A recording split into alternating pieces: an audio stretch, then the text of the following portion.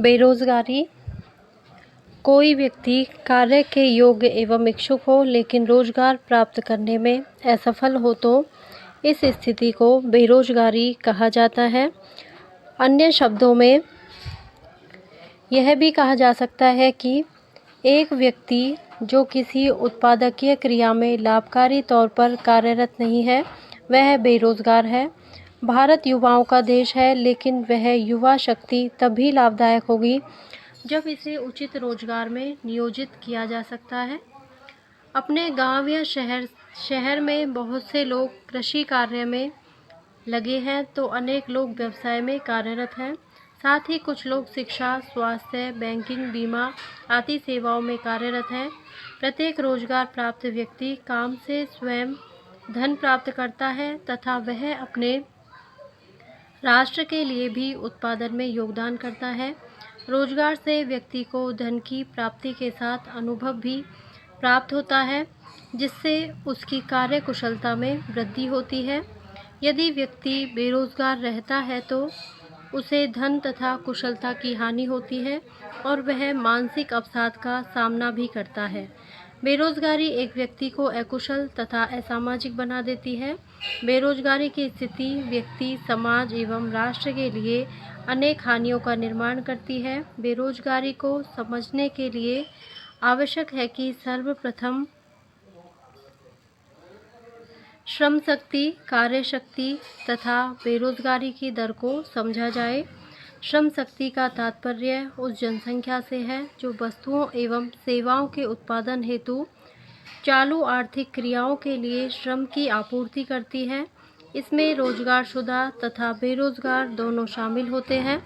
कार्य शक्ति श्रम शक्ति का वह भाग है जो रोजगार में है। प्रचलित मजदूरी की दरों पर कार्य करने के इच्छुक व्यक्ति को उसकी योग्यता के अनुसार कार्य नहीं मिलने पर वह बेरोजगार कहलाता है। बेरोजगारी दर बेरोजगार व्यक्तियों की संख्या का श्रम शक्ति में शामिल लोगों की संख्या से अनुपात है। बेरोजगारी दर के अनुमान 3 अलग-अलग दृष्टिकोण क्रमशः सामान्य स्थिति, साप्ताहिक चालू स्थिति तथा चालू दैनिक स्थिति पर लगाए जाते हैं, जिनका अध्ययन हम उच्चतर कक्षाओं में करेंगे। भारत में बेरोजगारी का अनुमान लगाने हेतु भारतीय प्रतिदर्श सर्वेक्षण संगठन NSSO द्वारा अलग-अलग दौरों का आयोजन करके आंकड़े जुटाए जाते हैं। बेरोजगारी संबंधी आंकड़े जुटाने के लिए इस संगठन ने 2011-12 में 68वां दौर चलाया था। इस दौर में पाया गया कि सामान्य स्थिति के आधार पर प्रति हजार जनसंख्या पर श्रम शक्ति 395 तथा कार्य शक्ति 386 रही। वह 2011-12 के 68वें दौर में सामान्य स्थिति पर बेरोजगारी दर 2.3% है। बेरोजगारी के प्रकार। पहला है मौसमी बेरोजगारी। बहुत से व्यवसाय ऐसे होते हैं जो मौसम बदलने के साथ समाप्त हो जाते हैं। ऐसे व्यवसाय वर्ष की एक निश्चित अवधि या मौसम में ही रोजगार देते हैं। कृषि तथा कृषि आधारित उद्योग इसका श्रेष्ठ उदाहरण है। जब मौसम प्रतिकूल होता है तो इन मौसमी व्यवसायों में लगे लोगों को बेरोजगारी का सामना करना पड़ता है। इसे मौसमी बेरोजगारी कहते हैं। संरचनात्मक बेरोजगारी। विकास के साथ साथ अर्थव्यवस्था की संरचना बदलती रहती है। किसी एक क्षेत्र में मांग कम होती है तो किसी दूसरे क्षेत्र में मांग बढ़ जाती है। अर्थव्यवस्था की संरचना में परिवर्तन के साथ साथ मांग का स्वरूप भी बदलता रहता है। इस प्रकार संरचनात्मक परिवर्तनों के कारण जो बेरोजगारी उत्पन्न होती है वह संरचनात्मक बेरोजगारी कहलाती है। अगला है तकनीकी बेरोजगारी। उत्पादन की तकनीक में सुधार तथा नवीन मशीनों के उपयोग के कारण जो बेरोजगारी होती है वह तकनीकी बेरोजगारी कहलाती है।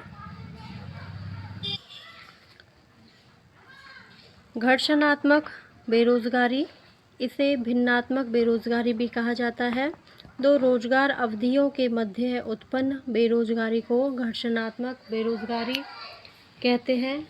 यह कार्य बदलने, हड़ताल, तालाबंदी आदि के कारण उत्पन्न होती है। यह बेरोजगारी अस्थायी प्रकृति की होती है।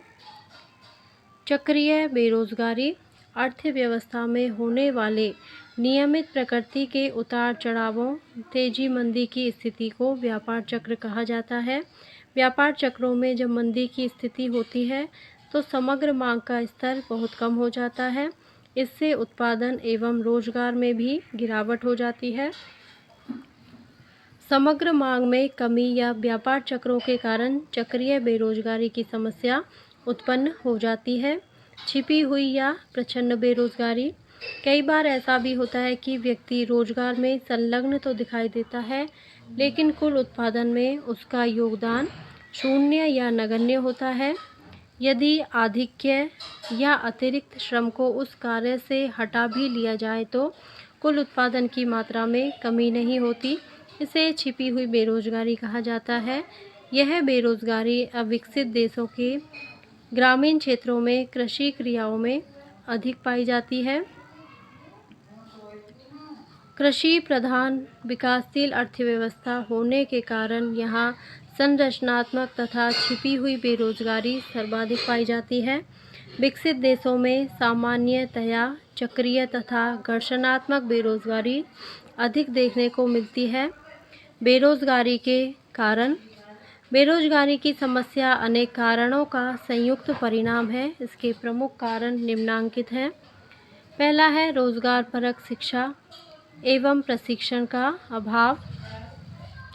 भारत में साक्षरता एवं शिक्षा का स्तर लगातार बढ़ रहा है और इसके साथ ही शिक्षित बेरोजगारी की नई समस्या भी दृष्टिगोचर हुई है। भारतीय शिक्षा में रोजगार परकता का अभाव है। यहाँ शिक्षा की व्यावहारिक उपादेयता बहुत कम है। यहाँ शिक्षा प्राप्त करने के बावजूद छात्र रोजगार प्राप्त करने में असफल हो जाते हैं। इसी प्रकार भारत में कौशल प्रदान करने वाले प्रशिक्षण केंद्रों का अभाव भी है। प्रशिक्षण व्यक्ति को मानवीय पूंजी बनाता है जिससे उसके लिए रोजगार के अवसरों में वृद्धि होती है। बढ़ती जनसंख्या तथा श्रम शक्ति, सरकार द्वारा रोजगार प्रदान करने हेतु अनेक योजनाएं चलाई जा रही हैं, लेकिन ये जनसंख्या वृद्धि के साथ बढ़ती श्रम शक्ति को पूरी तरह खपाने में असफल रही है। भारत में श्रम शक्ति लगातार तेजी से बढ़ रही है। इसके लिए रोजगार के अवसरों के तेजी से सृजन की आवश्यकता है। अनुपयुक्त तकनीक, भारतीय कृषि तथा उद्योगों में आधुनिक तकनीक को तेजी से अपनाया जा रहा है। यह तकनीक पूंजी गहन तथा श्रम बचतकारी है। भारत जैसे देशों के लिए यह तकनीक उपयोगी नहीं है। भारत में ऐसी तकनीक अपनाए जाने की आवश्यकता है जो यहाँ की विशाल श्रम शक्ति को भी उपयोग में ले सके। अत्याधुनिक तकनीक भी भारत में बेरोजगारी के लिए उत्तरदायी है। कृषि का पिछड़ापन तथा धीमा विकास भी भारत में बेरोजगारी का बड़ा कारण है। आज भी लगभग 50% श्रम शक्ति कृषि तथा संबद्ध क्षेत्रों में रोजगार प्राप्त करती है। कृषि क्षेत्र का धीमा विकास इस विशाल जनसंख्या के लिए रोजगार के पर्याप्त अवसर पैदा करने में असफल रहा। रोजगार विहीन आर्थिक विकास, सामान्यतः विकास के साथ रोजगार में भी वृद्धि होती है। भारत ने पिछले 35 वर्षों में तेज गति से विकास किया है, लेकिन इस विकास में सेवा क्षेत्र का योगदान अपेक्षाकृत अधिक रहा। सेवा क्षेत्र की रोजगार गहनता कृषि एवं उद्योगों की तुलना में कम होती है। अतः तेज आर्थिक विकास के बावजूद रोजगार के अवसरों में पर्याप्त वृद्धि नहीं हुई है। राजनीतिक इच्छा शक्ति एवं व्यवस्थित नियोजन का अभाव, भारत में विकास के साथ साथ संरचनात्मक परिवर्तनों के फलस्वरूप आधिक्य श्रम को व्यवस्थित नियोजन के द्वारा अन्य क्षेत्रों में खपाए जाने की आवश्यकता थी। यद्यपि बेरोजगारी निवारण हेतु सरकार द्वारा अनेक कार्यक्रम चलाए गए, लेकिन इनमें सामंजस्य का अभाव था। इन कार्यक्रमों में रिसाव बहुत ज़्यादा थे, अतः इनके समस्त लाभ लक्षित व्यक्तियों तक नहीं पहुंच पाए। बेरोजगारी निवारण के उपाय। बेरोजगारी एवं गरीबी की समस्याएं इतनी गहनता से जुड़ी हैं कि इनके निवारण हेतु अपनाए जाने वाले उपाय पृथक नहीं हैं। सरकार द्वारा पिछले 40 वर्षों से अनेक मजदूरी, रोजगार एवं स्वरोजगार कार्यक्रम चलाकर इनके सह अस्तित्व को समाप्त करने का प्रयत्न किया गया। मनरेगा जैसी योजनाओं के माध्यम से रोजगार प्रदान करके ग्रामीण क्षेत्रों में गरीबी एवं बेरोजगारी में पर्याप्त कमी लाई गई है। समानांतर चल रहे अनेक स्वरोजगार कार्यक्रमों ने शिक्षित एवं कुशल लोगों की बेरोजगारी को कम किया है। अर्थशास्त्रियों का मत है कि बेरोजगारी की दर को शून्य किया जाना संभव नहीं है। अर्थव्यवस्था में अल्प मात्रा में संरचनात्मक तथा घर्षणात्मक बेरोजगारी का अस्तित्व अवश्य ही बना रहता है। बेरोजगारी के कारण एक राष्ट्र अपने अधिकतम संभव उत्पादन के स्तर को प्राप्त नहीं कर पाता तथा उत्पादन का एक हिस्सा वो हमेशा के लिए खो देता है, जिसे वह सभी को रोजगार प्रदान करके उत्पादित कर सकता था। सरकार द्वारा निम्न उपाय अपनाकर बेरोजगारी में पर्याप्त कमी की जा सकती है। पहला उपाय है, सरकार द्वारा चलाए जा रहे मजदूरी एवं स्वरोजगार कार्यक्रमों में उचित समन्वय हो एवं इनमें न्यूनतम रिसाव हो। शिक्षा को रोजगार परक बनाया जाए तथा युवाओं को प्रशिक्षण एवं कौशल विकास के माध्यम से स्वरोजगार हेतु प्रोत्साहित किया जाए। विकास के साथ साथ कृषि से मुक्त होने वाले आधिक्य श्रम को खपाने के लिए उद्योगों की वृद्धि दर को तेज किया जाए। संभवतः सरकार द्वारा अपनाया गया महत्वाकांक्षी कार्यक्रम मेक इन इंडिया तथा निवेश प्रोत्साहन उपाय उद्योगों की वृद्धि दर को तेज गति प्रदान करेंगे। तीव्र औद्योगिक विकास द्वारा बेरोजगारी में भारी कमी की जा सकती है। कुशल नियोजन की आवश्यकता। भारत में प्रतिवर्ष लाखों नए युवा श्रम शक्ति में सम्मिलित होते हैं। यह भारत के लिए एक अवसर भी है और चुनौती भी।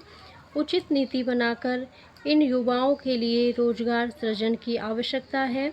रोजगार संबंधी नीति इस प्रकार बनाई जानी चाहिए कि इसमें वर्तमान बेरोजगारों के साथ साथ श्रम शक्ति में नव प्रवेश करने वालों को भी ध्यान में रखा जाए।